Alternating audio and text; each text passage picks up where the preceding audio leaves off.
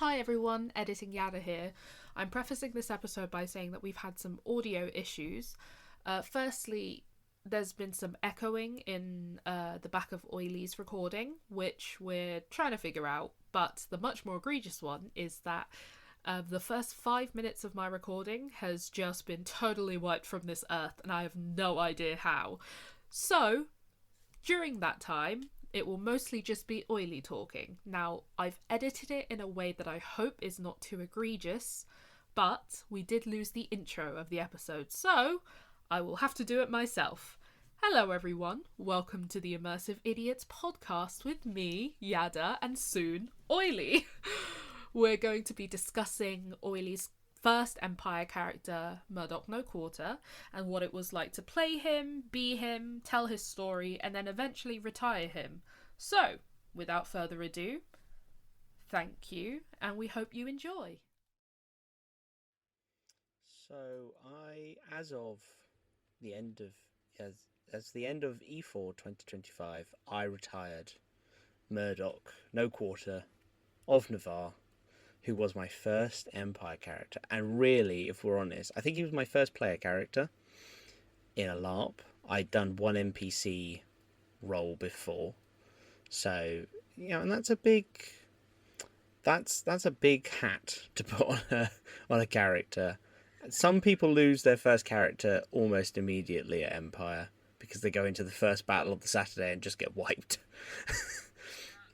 So what was that? He probably started in 2022. So that was 4 years, which doesn't sound like a long time, but it also does. If I say 12 events, that is quite a long time. And I was Murdoc when I met you, Yada, as Danica. So, and everyone that I have met at Empire that is now I'm so lucky to call my friend was met as Murdoc, essentially. So he does have a very special place in my heart. And also, they do say when you make especially your first character, they do end up being a lot like you. So it's sort of like I'm sort of retiring myself, maybe, if that's not too abstract. I can definitely see that Murdoc reflected who I was at the time, the whole way through playing him, and he shifted and changed as I shifted and changed. And that's, and it is a little bit melancholic that he's gone now. I'll briefly run through. He started off he came in, I thought, do you know what's a good idea? I'll be a courier. I'll be a postman, as you like to joke. And I'll deliver letters to all the nations, which will hopefully give me friends in every nation and also will let me explore Anvil, which did work really well for that purpose. I will say that was a great move. There are quite a lot of postal services now though, so I don't know if you're a new player, I don't know if that is the best suggestion, but anything that gets you out and about and walking around I think is good. So he started off as a postman. He did posty stuff for a bit.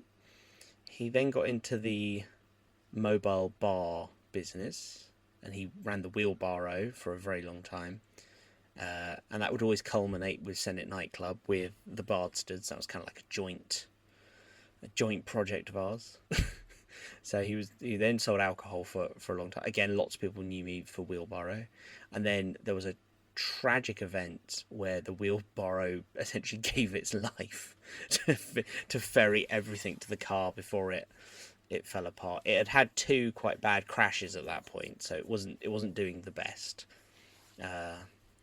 Damn rabbits in Navarre digging holes in the middle of the pathway. And then sort of as that was coming to an end, me and Murdoc and Danica started drawing smut, the very popular smut calendars, and that was. And then I think we were just sort of floating around the idea of if we were going to do. We did 3 volumes, which is really impressive. I say putting it all down to Yada did all the artistic creativity in there. I just was a little paperwork monkey and just had to sit there and staple them all together and scratch my brain working out how to format them correctly for printing. But I think we were just we were taking a couple of events off, just deciding if we were going to do volume 4. And Murdoc he fell in love, he got married, his wife, Julie, the senator of Sarvos, got pregnant, she had a baby. And people go, yeah, changeling magic, changeling baby, crazy.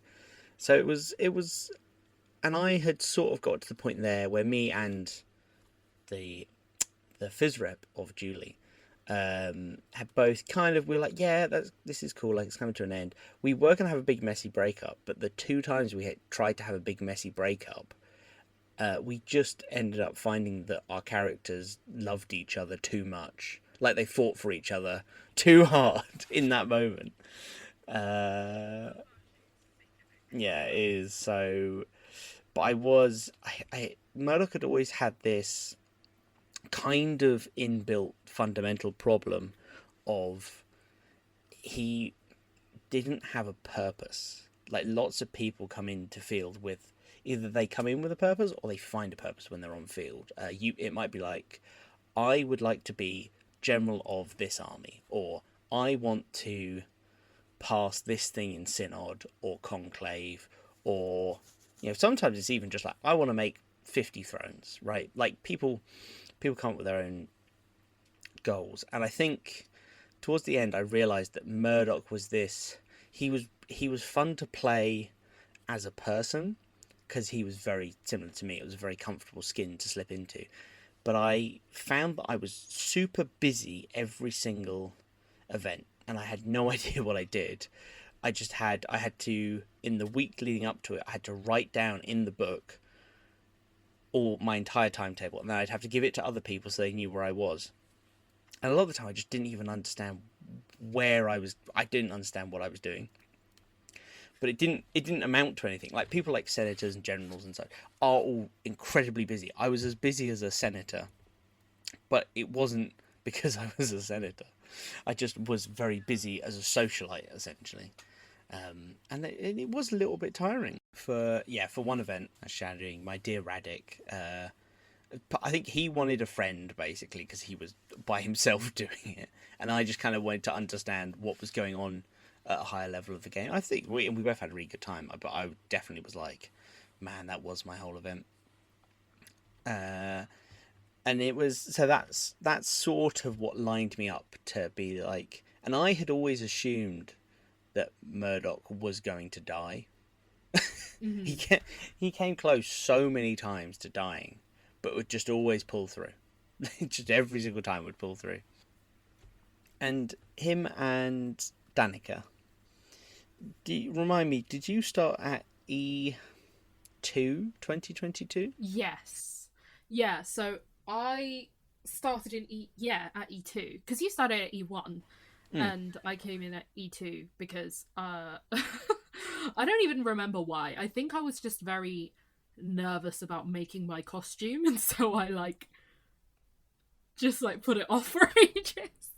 But yeah, I think when we started, we had some backstory stuff that we'd decided we'd known each other's characters. Our characters knew each other. Yeah, our lifelines had essentially briefly crossed in the past. Yeah. And then had separated again, and then now we're back together. Yeah, exactly. Which was part of, and I do think that sort of starting plot does feel very second event at Empire to me now, looking back on it. It's very sort of sweet and almost naive now, of and putting so much effort into it almost. Yeah. When it doesn't matter. It doesn't matter to anyone apart from us. Yeah, but it's nice to have those things, because it does give you the kind of the ground to walk on almost. As much as it didn't matter in the grand scheme of things, it was still nice to be able to enter and go, I know these people, I can start some sort of like process of becoming in character and stuff like that. And it was really useful to have because, you know, for my first year, I only went for E2 and E4, I think it was. And I didn't have the best time at my first event, but it was still really nice to have, like, you, aka Murdoc, there to be like, okay, I know you, I can strike up a conversation with you, sort of thing, you know? Yeah, and I definitely had the same thing. This is such a weird experience that not going to Empire for the first time entirely by yourself, but not as part of a big established group. I found Friday night of E1 really, really hard because I went to the big national meeting in the middle of Navarre, and I was like, "Oh, cool, yeah, all this sounds really good." And then the meeting ended, and everyone just immediately disappeared. Like everyone ran off to go do their own thing. And I was like, "Oh," and I was sort of left by myself, and I didn't really know anyone. Found it really hard. So I think then like a little bit later on, I think on the Saturday, walking somewhere and running into you, and I feel like you think the same thing.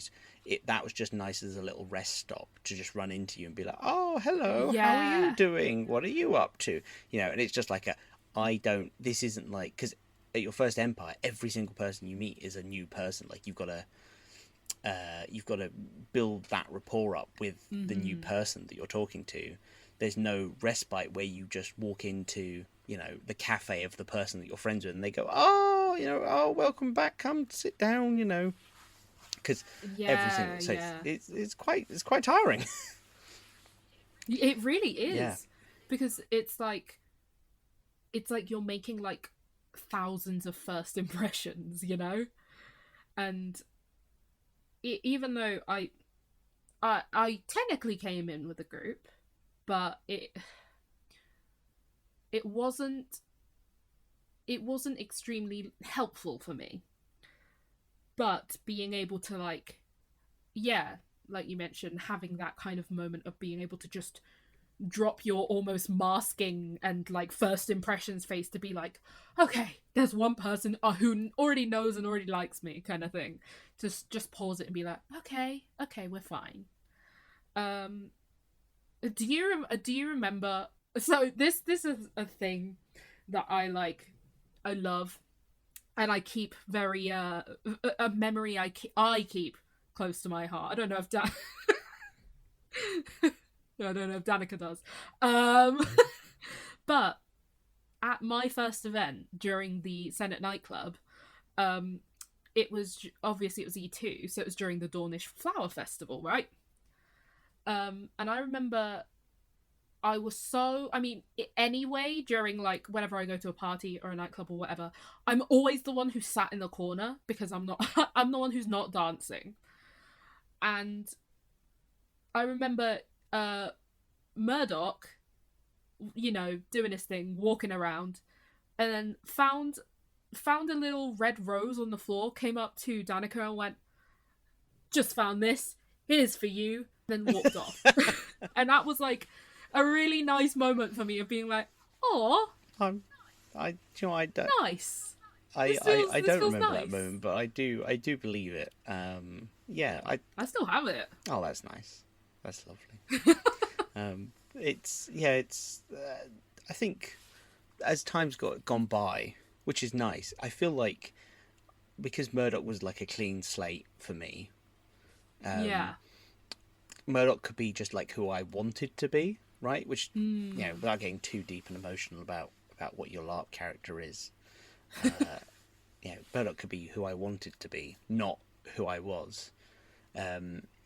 And then slowly, so basically, I was able to build Murdoc into who I wanted to be. Yeah. Although I did always say that there were other bits of Murdoc that I definitely made not like me. Like I said, Murdoc had no. How did I describe it? He had no. Like, he wouldn't think about things. He'd just do things. Like, he was very quick to anger, basically, instead of Oily, who's not quick to anger. To give him a little bit more bite. Like he didn't give bite to other people. So So it was actually nice that I built him into sort of this person that I thought was really really cool. Like I wanted to be friends with Murdoc, and then slowly I then oily caught up to Murdoc. Yeah. And I always liked that when people said things like they went, oh, I just, it's like Murdoc just turned up at the right moment and he said the right thing, or he did, like you just said, like just came, gave you a flower, and then just like disappeared back off again, and you were like, that was nice of him, that warms my heart that this character that I loved was also loved by other people. Yeah. So Danica and Murdoc went through a lot together. They were very concerned about several things, about the health of mutual acquaintances. And then Danica was maybe not feeling great, and then they both went through some really tough times, and they both lost some people, and they thought. And we had also, OC both said, oh, I'd really like to get involved in something more. I think this was maybe a year or two in. Yeah, we're just like, I just want something to happen. Oh, God, curse my bucker life, Oh, this is so boring. So you had seen something several things in the winds, actually, that we tried to go and do. I believe there was some kind of drug. There was a big drug sale or something, and there was maybe meeting I think we did get some weird special drugs, but I don't think we really did much with them, apart from, I think I took some or I sold some to some people. That didn't really go anywhere, surprisingly. I think it was another one to meet some kind of diplomat about something. But that was just, I remember, I think, getting there with you, and it was so busy that we just went, oh, we're never, ever going to talk to this person. The first person walks up and goes, hello, my name is blah, blah, blah, and I'm actually the Imperial elected delegate to talk to you, or whatever. And you just go, oh, okay, well, this person is just going to spend half an hour talking to them. We're never going to get a word in, so... Yeah. And then the last thing was like an eternal thing, and it was a little bit unclear, and we thought, oh, maybe we'll go do this. And I think it wanted a memory or something. I don't fully remember. I mean, I feel like it's safe for us to explain what led to that, right? With the whole fucking boat shit. If you even remember it. I have just remembered it. Yeah. What do you mean? I did nothing wrong. I don't remember anything. Neither does Danica now, but... Yeah, because we wanted we wanted something to happen, and so we were like, well, it would be kind of fun if our characters got into an argument. Yeah, and there was a bunch of what was it?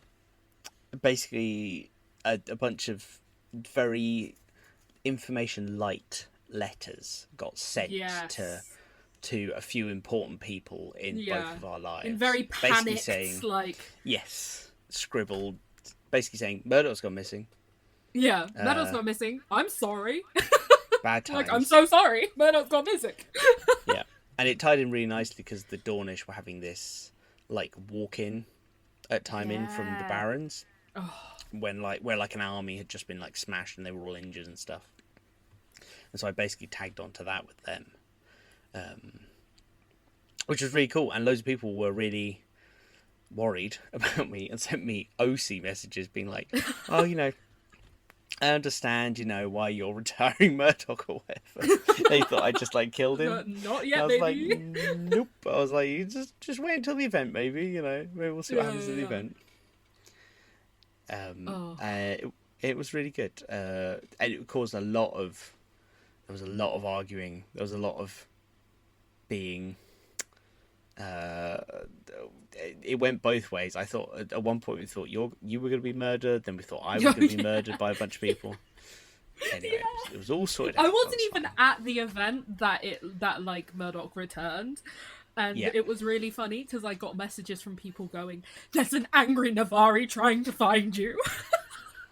Which I do like, because I think that was our foray into making game instead of just consuming game, right?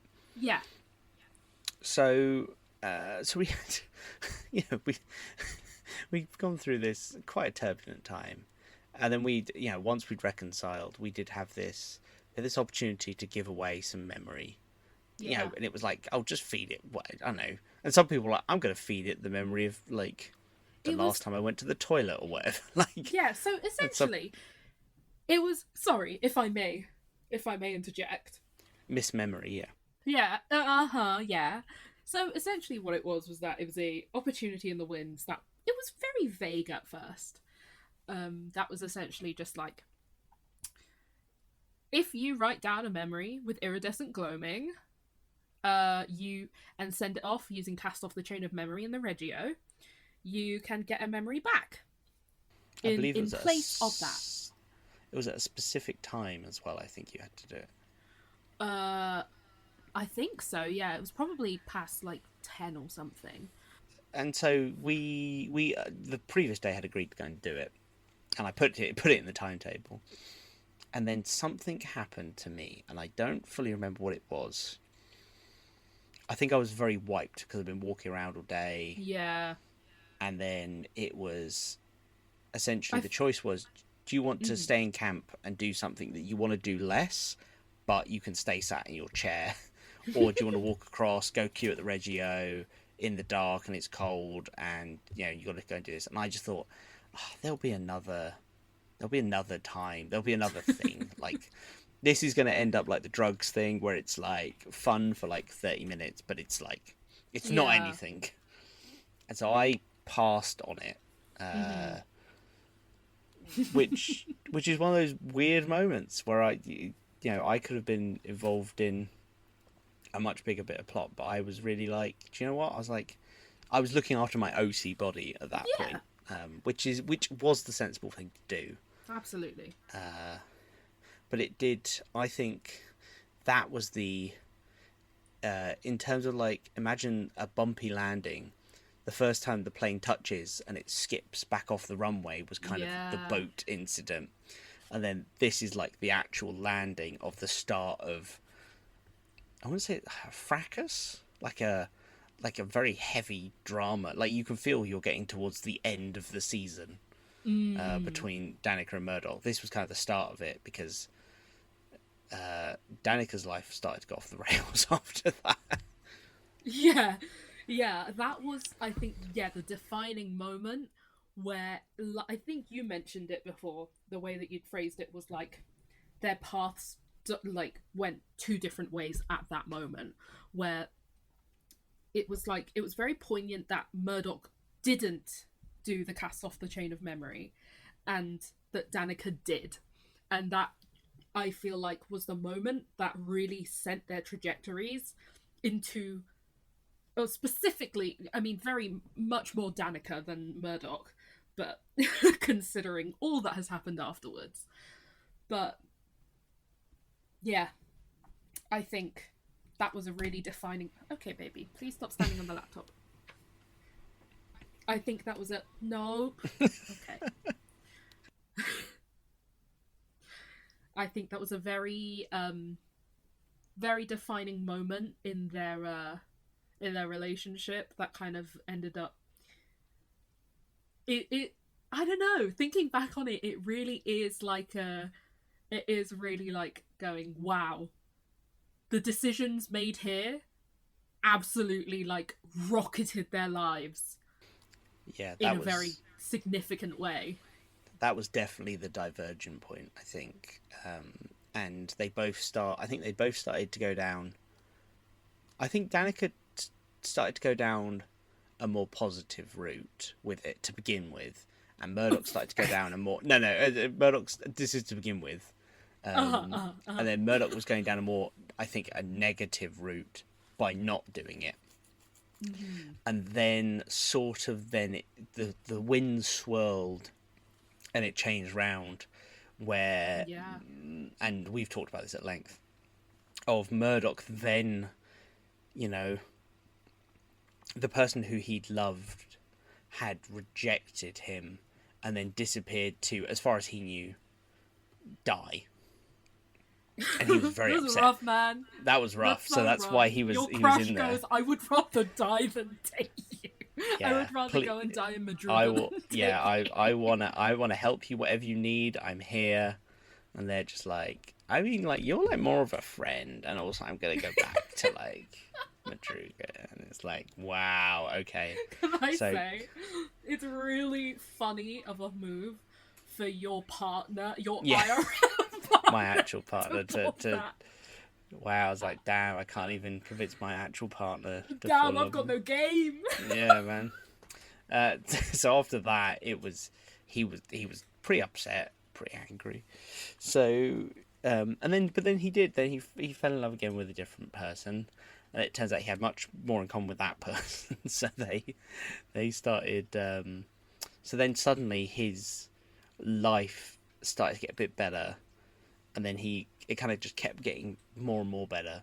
He'd still have like really awful things, because obviously I was more involved with the war side of Empire, so I would lose people and obviously feel their loss quite extremely.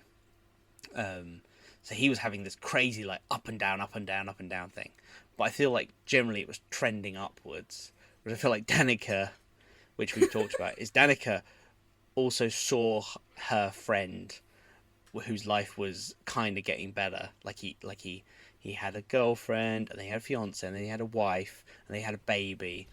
And Danica was like, kind of, do I have a place in his life anymore? Like, and then so he kind of like pushes herself into this more and more into this kind of this dark, deep hole. This night magic that's just been absolutely insane. And one day we will flip the table on this podcast, on this episode. We will hear the entire story of Danica. God. So before it gets too depressing, so I think for the last year or so of playing Murdoc, I'd sort of, the year before that, had sort of flirted with doing something else, but that was more the pull of a new exciting character. For the LARPer ADHD, it was more, I don't know, maybe I want to play this nation, or I want to play this nation, or like, this is a cool idea I have, or whatever. Not so much that Murdoc was like bad and I didn't enjoy playing him. He was just sort of like, he was happening. And then at that last year, me and Julie, my wife, had one or two times where we thought maybe we would retire together, because she was coming to the end of what she felt like her story was with that character. And I was like, I guess it, maybe it doesn't make sense if, one of us here, but the other one's not. And so I'd sort of been toying around with it, and I actually talked to, at the start of E4, was it the start? Yeah, it was the start of E4. I think on the Thursday, I talked to my friend Sol, who also has a podcast, I think. Is it called Us Again? I want to say it's called Us Again. Yes, it's called Us Again. Us Again, with Matty, also my friend. Love you, Matty. Love you, Sol. Love you, Matty. Love you, Sol. Is it Us Again, or is it Shatter Song? No, Shatter Song was the old... Oh, my goodness. There's too many LARP podcasts. Too many, I say. Anyway, you should keep listening to this one. Some people have a really long drive to Empire, right? Some people come from Scotland or Cornwall, Yeah. So I was talking to Sol, and Sol said, well, they were like, I've just sort of been offered the right time. I've been offered an opportunity to get out, right, as the character. And I went, yeah. And the words that they said to me were, and it was very short, were just really comforting. And I didn't realise it at the time, but when the opportunity came up during that event, essentially, the wonderful people, Julie, played by Fitz, and their cohort of various people, there was a big, like a full mafia fight, basically. And mine and Julie's baby ended up killing 3 people. Who were not, I'd like to point out, not illegal, because they're not Imperial citizens. So actually, it wasn't illegal. And this has all been. I won't get into the politics of it too much about what happened, but essentially, it ended with they were going to try Julie as the mother, which again, very sexist is Imperial law apparently, because I went, why aren't you trying both of us? We're both the baby's parents. And they're like, no, according to Imperial law, if someone that hasn't passed their citizenship test, so to a child, commits a Imperial crime, it's the responsibility of their mother, not their parent, their mother. Because I was like, why aren't you punishing me then? Like, I'm here with the baby, like, you know, but like, yeah. It did feel a bit Jeremy Kyle. I won't. So, and we then had to have, and I liked it because we sort of used both of our really vast social connections to essentially get, because normally the magistrates will do the sentencing and the hearing all at once, like right then, like at the moment the crime's been committed, essentially, and they've gathered all the evidence. We'd always stood up there for like an hour, which isn't a fun game. Some people probably have a fun game when they get caught, but that was just not a fun game because it wasn't really going to be part of it. Mm-hmm. And so we used our socialite skills to essentially get an extension on, we'll be back tomorrow on Sunday, we promise, fingers crossed behind our backs, like, you know, we'll definitely be here tomorrow to accept punishment for the baby, which was probably going to be execution of Julie, which would have been horrible. Like, it's just a vicious cycle of trauma for the baby, for Murdoc Jr. So, and we had a little chat that evening, both in character and out of character, and yeah, and Fitz was like, "Oh, I think that's good. I think I'm going to run away with the baby." And I was like, "Well, I think we run away as a family." Like, and they were like, "You sure you you don't have to do that with your character?" And I was like, "No." I was like, "That," and then sort of Soul's words came back with the, I'm being offered a really good narrative out for my character. Mm-hmm. And then since thinking on that, I've thought, yes, because the only way in my head that I see characters stop getting played at Empire, I feel like there's only three ways, which is either they die, which obviously is your character sort of being taken away from you without your consent, right? I know some people go out and they go hog wild on the battlefield because they want to die, but most people, they'll get hit by an arrow whilst they're retreating. They want to live, and their character's story is ended, and that's still very dramatic, and I think that is a good ending for characters. Second, the player just doesn't play Empire anymore, in which case the character just kind of vanishes with no rhyme or reason. Or someone does still play Empire, but they just kind of stop playing the character because they fall out of love with them. And it always was like, it didn't feel right to me that Murdoc would die to a battlefield injury. And I knew that, and I knew sort of in my heart that is how it was going to end for him eventually. It might have taken another event, it might have taken 10 years, but he was going to die to a battlefield injury. Because he went on the battlefield every single time, and some skirmishes, and I just thought, he's going to get left behind in the dark or something, and it's just going to be a bit naff, is what I kind of thought. And it didn't feel very in character for him. But sort of the more I flipped it over in my head, the more his baby being a wanted murder suspect, and his entire family having to leave the Empire, he had to protect his family by taking them out of the Empire somewhere foreign. That I was like, that makes more sense for him and Julie. I was like, that's how I would write it if I was writing the book of Empire. That is how I'd write their story coming to an end. Right. And then also it kind of then, which was quite nice, tied into the Empire site move happened between E4 and E1. Yeah. So I stopped playing him E4. I then had a nice long time over the long dark, and I thought about what I wanted to do, and fortunately I had a few other friends who also had decided that they were a little bit bored, a little bit tired, or a little bit stagnant in their current characters, and so we all decided that being slightly older LARPers, we wanted to retire to the marches, which we said is what all the best LARPers do, is you retire to the marches when you're done. Yeah. So we had a very emotional Discord call that I think lasted about 5 hours, where we talked through a marcher group and some characters, and we were all really, really keen for it and really excited, and it kind of been like bubbling in the background for a while.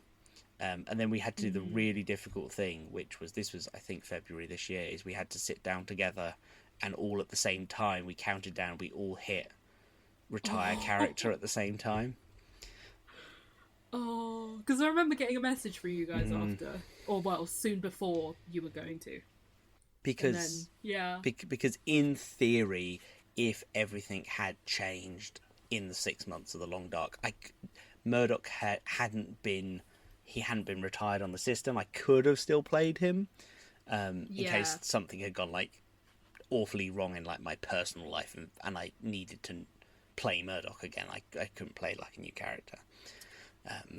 But so we all count down, and it was very emotional. But that was really nice doing it as a group. I think all retiring our old characters at the same time, and then we were immediately, as a group, then bringing up the energy of then moving into our new characters.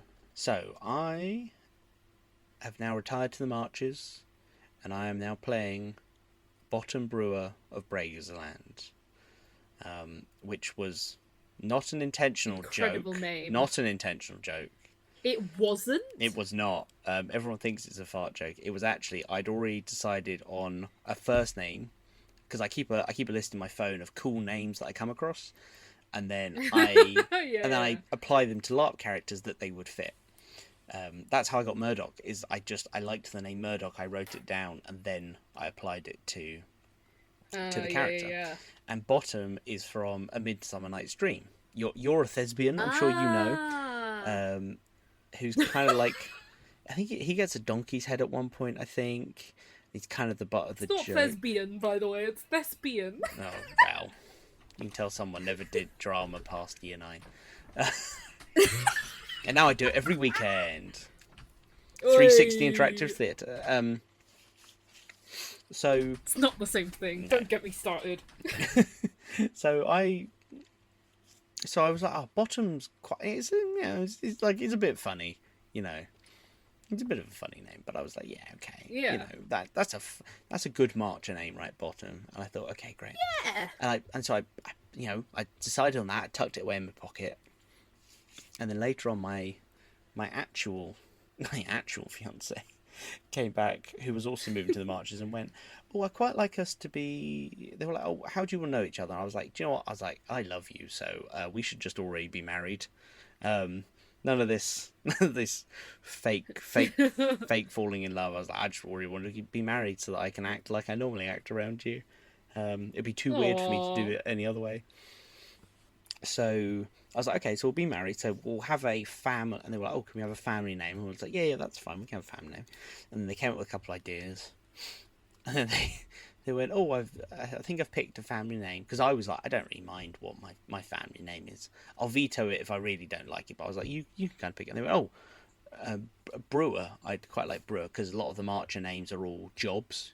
Thatcher. Yeah. Piper. Beta. They're all jobs, right? And so Brewer, yeah, perfect. And I was like, yeah, okay. And it wasn't until I think I was typing it into the character creator I then realised it's like a fart joke. It was the first thing I noticed when I said in the group chat. I said, "Oh, you two should change your names so we like can get used to what your names were." Which is a really good idea. And you changed it to Bottom Brewer, and I said, "Are you fucking joking?" I was like, "No, that's my name. No, that's my name." It's like, You sure you're calling yourself fart? Yeah, but so far, yeah, it's gone down well. I like Bottom. It's a good. It's always that there's that leap of faith when you start a new character, when you because the name and the character aren't real. I find until you play them, right? Until someone walks up to you and calls you by that name, And calls you, and you respond to it. And until you've had to make sort of like a decision as that character, I feel like they're not real. Until that moment, and so it did feel weird to begin with.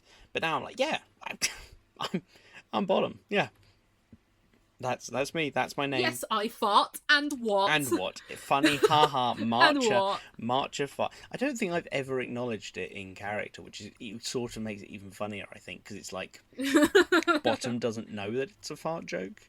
I'm just like, it's my name. Or, I mean, the other thing, which is less PC, is people went, oh, who's top? That's normally the first thing I get. When I go, oh, I'm Bottom, people go, oh, who's top? And I'm like, well, clearly my wife is top, obviously. Their name's not top. That's also the worst. That's also possibly the worst, like, use of PC you could have done. Because it makes it sound like you're going to say, well, it's not politically correct, but... and it's like, what about that isn't politically also correct? the name Top, this is not what their name is, but the name Top Brewer is also kind of a joke in itself, where it's like you're just calling yourself like the best at something, right? I'm the best brewer in the land. Yeah. But yeah, my Marcher is going to make belts, and they're going to be called Top Notch. Yeah. That's really bad. What did we come up? Yeah, I know. At the Napoleonic one, we kept coming up with general names like, who's that? Oh, it's Major Consensus, but he's just been promoted to General Consensus. We just sat around for about 5 hours coming up with funny, or a Major Problem. That was another one. Oh yeah. Yeah. General Waste. General Waste, yeah. Of space, yeah. That was it, like stuff like that. So I was a bit worried, but I had a very different start to this character, to Murdoc, which was I was surrounded by a really nice group, and it kind of was a group concept. You know, like we were all there together, we all knew each other. All our characters were clearly intimately familiar with each other.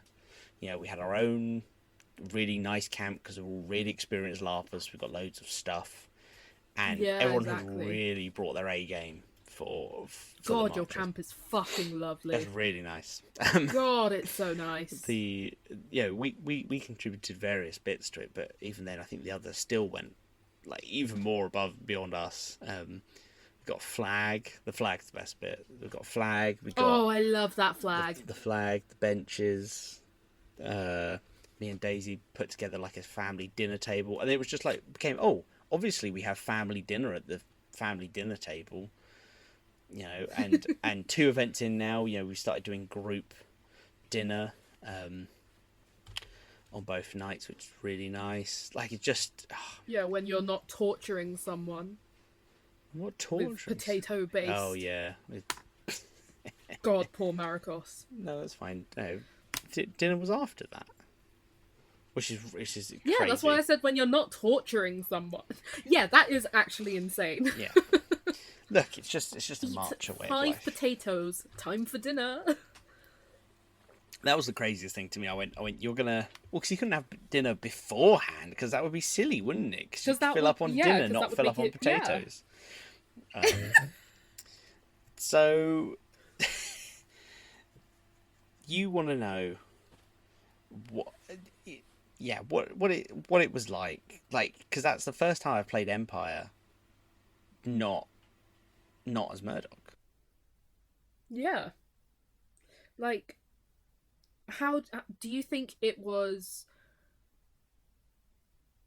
Do you think there are some parts of Murdoc that you miss in comparison to playing Bottom? Like, Any major differences you've noticed Yeah. at all? Or? So my biggest fear, actually, if I go back a little bit, my biggest fear with retiring Murdoc is that suddenly every single person who I was friends with on the field as Murdoc, because I'd met them as Murdoc, would suddenly not know me and not want to be like friends with me, if that makes sense. Yeah. And I was really worried about it because I thought, I just have so much fun, and I feel like a golden retriever with all these people, and I have such a lovely time, and I don't want to go back to E1 2022, right? Of having to get established again.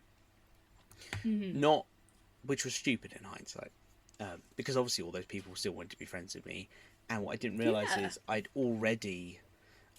built up my LARPing muscle of like, here's how you get into a, here's how you enter a new environment with a bang, like here's how you get in. So I did find, I think even E2, I feel like sometimes I did still feel myself a little bit starting to slip in sort of Murdoch-isms.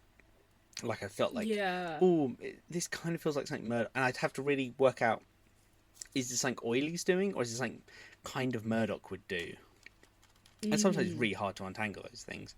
I'd say the biggest advantage I've had is doing an accent.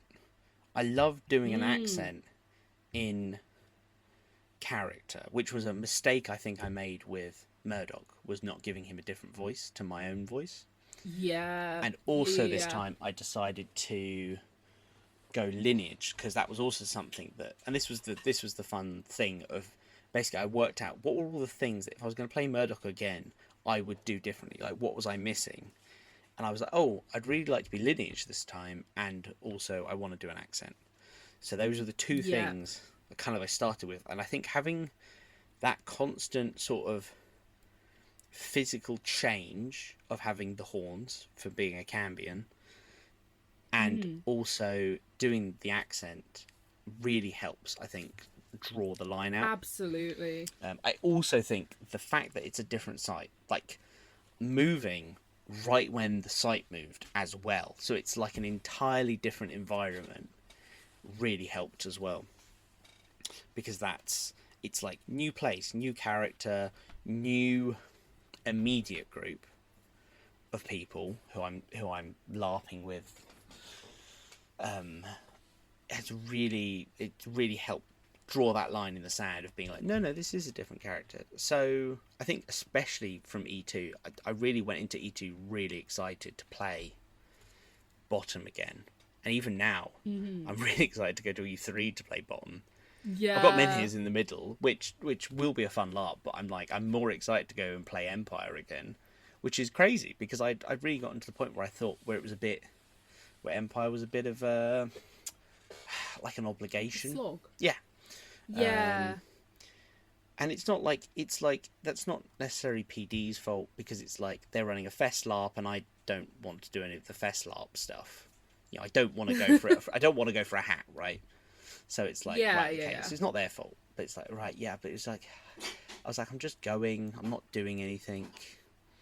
So I think there's a certain cheekiness to Murdoch that I miss, of being the smut man. And sort of there's a certain swagger about Murdoch is, how do I describe it? I'm trying to think of Murdoch sort of had like a sort of a Jack Sparrow kind of swagger to him. Like I felt like Murdoch was very, in my head I think Murdoch was very cool. He had a good charisma. He has charisma, right? He's very, I kind of played Murdoch like he thinks he's the sexiest guy out there, right? Even if that's not true, right? Like he thinks he's sexy, right? Okay, but also like then Oily would also seep through where like he'd have really kind moments and really thoughtful moments as well. And I feel like what I'm doing with Bottom is I've gone to the other end of the spectrum, where Bottom is sort of just quite funny and silly. And I think I get away with saying a lot of things because of the silly accent. And I think Bottom I've tweaked to much more be the kind, caring side of Oily. I don't think Bottom is like a, what's the word? I don't think Bottom is a sexy character. You got to understand. Is your character sexy, or are they cute? Or are they sad? That's the three choices. yeah. The three genders. So yeah, I thought I was going to miss playing Murdoc way more. Because what I'd done is I'd actually, as is sort of the tradition when your character dies. I know Murdoc's not dead, but he's out of play now. Is that you kind of generally like will a lot of your stuff, like your old kit, onto people. As a, like you would, like you would in real life. Okay, you got all this stuff, you're gonna will it. And I kind of thought, oh well, because Murdoc's had to shed loads of identifiable stuff and kind of leave the Empire. I thought, oh okay, well he can kind of give a bunch of his stuff that Oily doesn't need anymore, it doesn't want anymore, back to people in his life.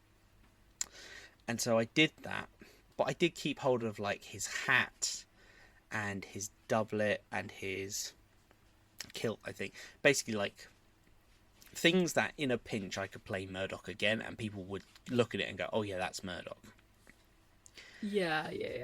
Just because I was really like, I feel like, this new character is just not gonna, maybe I will have fun playing Bottom, but I don't know. And maybe I'll want to go to like some non-sanctioned player events as Murdoc, just turn up for a bit, just to rekindle that. But actually, I'm kind of now, having done 2 events as Bottom, I'm kind of like, I think if there was a player event, I'd rather go as Bottom. I think it's the energy in me, and what it's saying is like, no, it's fine. Just like leave Murdoc like buried. Like Murdoc could be a happy memory. Let him rest. Yeah, and just push forward with Bottom. The current character. Go forward with that instead, and build that instead. Instead of trying to split your energy between your past character and your future character.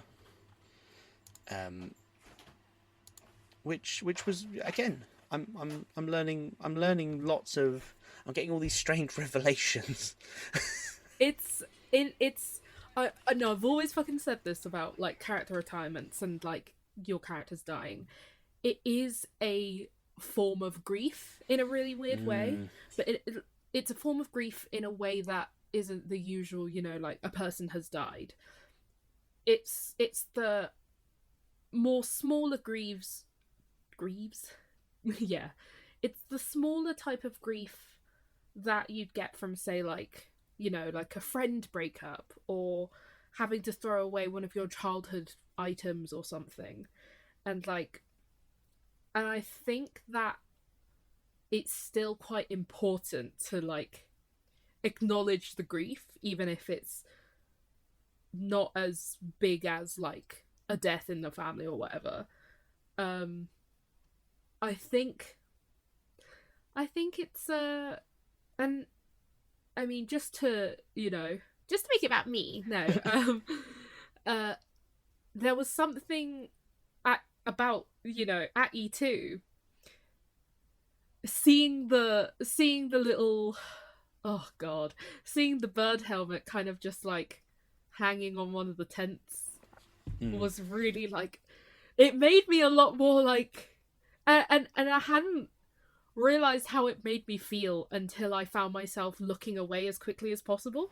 Yeah, and just to clarify there, that the early on in Murdoc's time at Empire, that was like the big, once he'd formed this unit with all his friends, the Dread Shields, and one of their first big win was that they captured this bird herald and they executed it in front of the whole army. Like, that was a big founding moment for them. And then I went away and made a head, essentially, to wear as my kind of my battle helmet thing. And so that became my look on the battlefield. And obviously I then bestowed it upon my... Well, it's very hard to decide if Danica or Carrick was my best friend, but essentially I was like, I think Carrick's going to get more use out of it, so that's why I gave it to Carrick. And it also kind of was a Dread Shield thing. But yeah, like you said, also I had that weird moment of being out the battlefield myself and seeing like me, but not me. Yeah. Oh, yeah. Oh. Because me and Carrick look sort of like a little bit similar. We're both men with long hair and beards, and so and I had lots of people come up to me after the battle, and they went, I thought Murdoc was out there again. Like, I just saw like the right silhouette with the bird head, and I thought that was him. And I went, yeah. Oh. Yeah. I'm glad they're enjoying it, but yeah, like that's really touching to hear that you. It's just a foam bird head that I made like 3 years ago. Yeah. You know, off the back of something silly like, we did, but it's so it's so significant, and I still, even just remembering like E4, where, you know, Murdoc and Danica had a really rushed but very heartfelt goodbye, and just like I just started fucking sobbing about it, and every time I thought about it, I just cried more and more. And then even on the way back from E1, I was crying in the car when a Crane Wives song came up. And like, it's a strange grief on my end as well. Yeah. It's like, because you've lost someone that you're never gonna see again. Yeah. What's that? Yeah. What's that great? So at Menhirs, I had a very tough moment, which was that my actual fiance who played my wife died, which is really hard to see the person that is, you know, your beloved partner die, and you have to say goodbye to them as they're dying, and then they're gone, right? And I was remarking that I was like, this is silly because they're not dead, and I just need to, you know. Yeah. And I think it was you, or maybe it was someone with your sage wisdom, who said, "Oh, your body," they were like, "Your mind doesn't know it's not real. Like doesn't know that the grief's not real." Yeah. And I feel like the same with.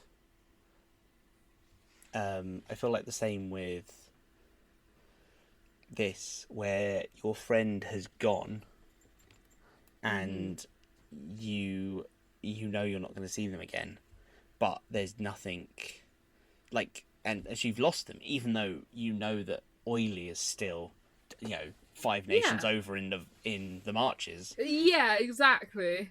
I do get that, and I think also that's the mark of, and you don't. Just said a lot of words. The thing I always like is that one of the things that people like normally is you don't know how loved you are until you die, essentially, right? Yeah. And then the paradox of that is that no one gets to go to their own funeral, right? Apart from at LARP, you do get to go to your own funeral. Apart from at LARP, you do get to go to your own funeral. And so I know lots of people that are just bawling with tears in happiness at their character's funeral because they hear all the nice things that people say about their character that obviously you don't normally get to hear. And I was going somewhere with this. and I think in a similar way, it's really nice for me to sit here and hear you say how much something as simple as the bird head, like you just seeing the bird head and it was with someone else, and you suddenly went, right, and then you're then processing, you're like, oh, like, because it's like your friend moving across the world and not leaving any contact information. You're like, they're gone, they're not, and in some ways it's kind of worse because you're like, well, they're not dead, they might be back, I might find them again, but they're gone. Like, no, like, and yeah, like with that, it's like there's a part of you, because you share the same body. there's a part of me that knows that the feeling that I'm feeling of like this very mournful like sorrow is Danica's feeling, right? Mm. But it doesn't suddenly stop you from feeling it as well. And like it's you know, it's I think bleed is a very interesting conversation when it comes to that. Oh, And I yeah. don't necessarily think it's always bad. No, I think it's very interesting the first time that you feel an emotion in character. Yeah. And in game, sorry, I should say, during game time you feel an emotion, and you suddenly think, which I think a lot, and I go, why do I feel sad or angry right now, or like euphoric? Like, why do I don't, and I'm a bit like, I don't understand why I feel this. Yeah. And then it's if if you're good, you'll realize kind of immediately, but if you're not as good, you might realize like a bit later. You're like, oh, that wasn't me having that emotion, that was my character having that emotion, but because we are two people trapped in the same body, essentially, I have to feel it too. Most of the time, they're just stuck here feeling my OC emotions, not. Yeah. But I'm feeling their icy emotions. Yeah, and I think it's a topic that I'd love to cover in a separate episode as well, because I think it's such a because you've got that mixing in with the concept of like play therapy and stuff. LARP is not therapy, just to be super clear. that's one of the 20 commandments of LARP, which is that LARP is not therapy. Yeah. However, you can a lot of the time touch on therapy type topics. There are crossovers. There are crossovers and similarities that I think are there more often than people realize. So like talking about the bleed, there was, I think it was mostly at E1 where it was here. It was like, oh, Murdoc sent out letters and I did not get a reply. And like, Yada doesn't care. Danica was so pissed off. Yeah. And it was like, for a moment, I was like, what the fuck? And then I was like, no. That's not me. That's Danica. Yeah, Danica's pissed.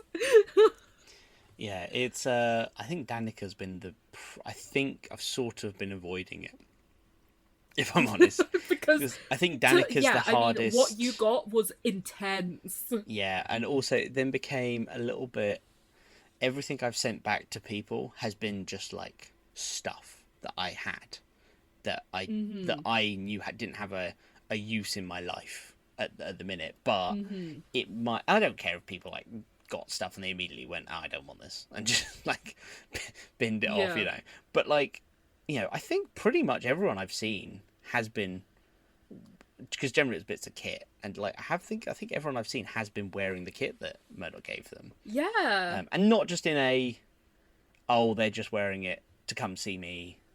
It's like your auntie gives you a really ugly jumper and you wear it to go to her house, like, I'd run into them like just out and about in Anvil, and they were wearing it, and I was like, oh, and it did touch me at E1 that all of the people that I saw had, like the bit of kit on them. Yeah. I think that was like you say, you don't realize how much people love you. Yeah. And in a really strange way, it feels awkward to accept that.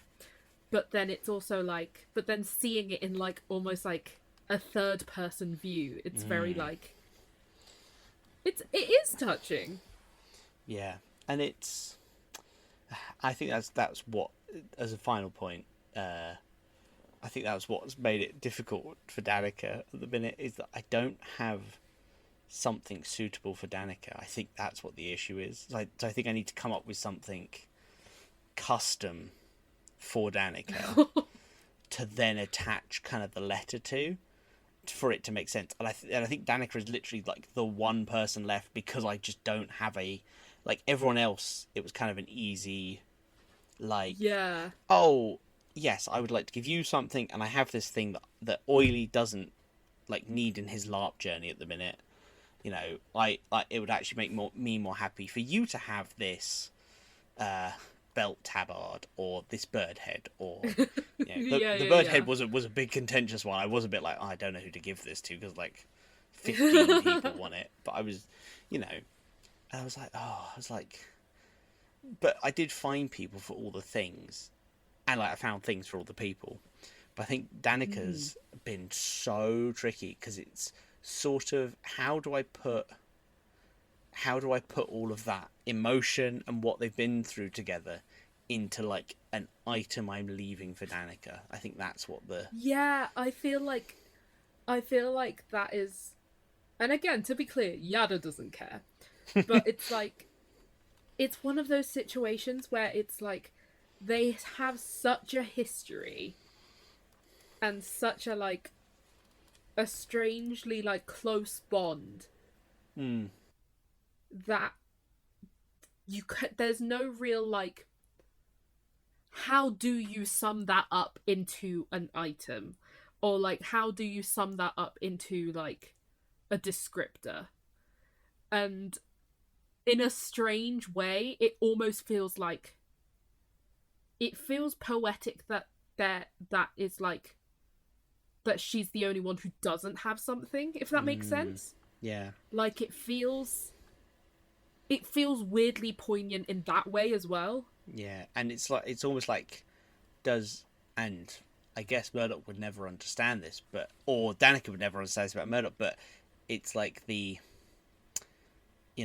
they understand each other in that why she hasn't gotten anything, or why Murdoc hasn't sent anything?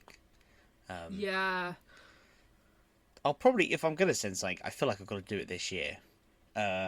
Mainly because I've sort of already, I can feel Murdoc kind of drifting out of my system. Like, I'm finding it harder and harder to think like Murdoc.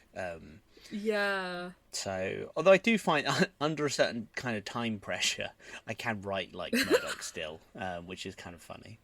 But that is quite funny. Yeah. Murdoc is just you, but panicked. Yeah, right. You're like con crunching and Murdoc comes out. But I mean, yeah, kind of basically.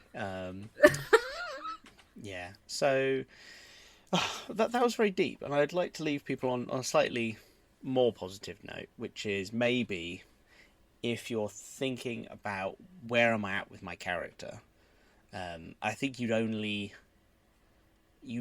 you're thinking about that you're not having fun with your character and you're thinking about retiring them, then you're already kind of in the position that you might want to retire, because people who are having fun with their characters don't normally think about retiring their characters. Yeah. So what advice can I pass on from a recent character switcher? I think if you're sort of on the fence about it and you're given a really good out, I think you should take it. I think characters are much less irreplaceable than I thought they were. I was really scared. I was like, what if I never have an idea as good as Murdoc again? Right, which is silly. Yeah. So I think just take the leap. It'll be scary, but I think take the leap. I can also definitely recommend getting involved in a smaller group, or in the Empire context, a smaller nation. I'm not like I obviously joined Navarre for a reason when I first started, but Navarre really has kind of grown into this massive nation. And sometimes if that's what your game is, like if you want an imperial position that you need lots of support from your nation for, that's probably a great place for you to go. There's definitely reasons to join a big nation. So thank you, Navarre. I did have fun being a Navari. I do have to remember not to be like a Navaria's bottom. But I'd also like to be like, so thank you and goodbye, Navarre. But thank you to the Marches for the really warm welcome. I kind of joined the Marches to have fun again, basically. I was like, I just want some, I want to just do silly stuff with a silly accent. and I want to just be in this kind of this English countryside dream of a LARP. You know, I want to get away from the real world, and I want to just go be like a medieval peasant. And literally everyone in the marches has been incredible so far. So thank you, the marches. It was really good. It's really nice to be here. I'm really excited to spend the next 4 years in the marches at least. Because my goodness, after spending all that money on linen and wool for kit, I'm good. There for a while. I'm like, this is my kit now. I'm not changing my kit. Yeah, for a little while you gotta use its money's worth. I've really got whatever that saying is. Run the legs out on this kit. I really love the kit. I really, really do love the kit. It's really nice. It's really nice. It's really fun. Yeah. So, well, I think that's just about everything. Yeah, I mean, I'd like to give one little bit of advice, Mm-hmm. and I think it was the same advice I think I gave you when you first approached me about these your thoughts of switching, and it's that it's okay to act like it's okay to want to change characters. It's okay to want to retire. Not every character story needs to end with a tragic death or a horrible traumatic incident. Sometimes it is okay to just, if you feel like you're done, it's okay to be done. And if you feel like you're scared you won't find your place, and it is nerve-wracking and intimidating to be in that position, you'll find it. And the people around you who love you don't just, love your character, they love you. You'll be able to find your place again. And that you will. No matter how scary it feels at this current moment. That's my advice. That was absolutely lovely, Yada. Thank you. I think you really covered some gaps in what I'd said. I think we've covered the whole spectrum there. So I'd just like to thank everyone for sticking with us, giving it another go. This was less silly penis calendar, a little bit more deep. I feel like we started off much more chipper, and then we slowly descended into then we got really philosophical about it. We got really. That's how you know it's good. When it hits that 1 hour mark, the real good stuff's going to come out. We'll get monetized. I'm kidding. We're not getting monetized. We're never getting monetized. We do this for the love of the game. No. All right. Yeah, exactly. So we just like talking shit. Yeah. So please leave us a comment if you've got anything to add or anything that you think you can reflect on. Maybe you're thinking about retiring your character, or maybe you've just started a new character, or maybe you've had your character cruelly ripped from your clutches by ripped away from you, an arrow, a wayward arrow. So thank you for talking to me again, Yada. Of course. Thank you for talking to me. That's very okay. Thank you for asking me some suitable questions on Murdoc and Bottom's strange place in my head, and also giving me a little bit of feedback on how Danica feels about them. But yes, not sure when we're going to be back. Take the wins when you can get them. All right, just and have fun out there. Take the wins when they come out your bottom. Yeah, we got two when more. They're brewing. I knew that was coming. I should have known. We got two more. Yeah. We got 2 more Empires this year. I think we've got 2 more Menhirs. I as of this evening have bought my free company ticket, so I'll go to free company. Woo! A couple other ones as well. Have you got anything fun coming up, Yada? I will be at Menhirs 3. I will be at Empire 3 and 4 because I've accidentally become important. It happens to the worst people. Yeah, and then I've got some smaller chamber LARPs that are coming up that I am extremely excited to talk about, because we will be doing an episode on it, but it may not be with Oily. Ooh. I think I would have run out of intelligent things to say. So it's probably better I'm replaced with someone that knows what they're talking about. Putting you in the closet for a bit. Yeah. And then I have, and then I have Giovanni the Last Supper nearer to the end of the year, which has drained my bank account. But we don't need to talk about that. So this is a great time to announce that we're starting Your a Patreon. We're not. We are not. Not yet. If you ask nicely, the Empire discount codes might be in the description, which will get you £15 off your first Empire if you haven't been yet. It also gives full disclosure. It gives whoever's code you use £15 of credit. So it's really a win-win. There's not really a downside to it apart from getting like addicted to LARP. That's like the only. Yeah. Anyway, and then maybe you'll become sad and philosophical like we are. Yeah, and then you'll start a LARP podcast as well, and the vicious cycle will continue. Yeah. Anyway, it's goodbye from me, Oily. And goodbye from me, Yada. We have been the Immersive Idiots. Have a pleasant evening. Bye. 2, 1, clap. Oh, shit. Sorry, I got so loud. She ran across the room. She just jumped across the room, really scared. She needs to understand the logistics of podcast recording.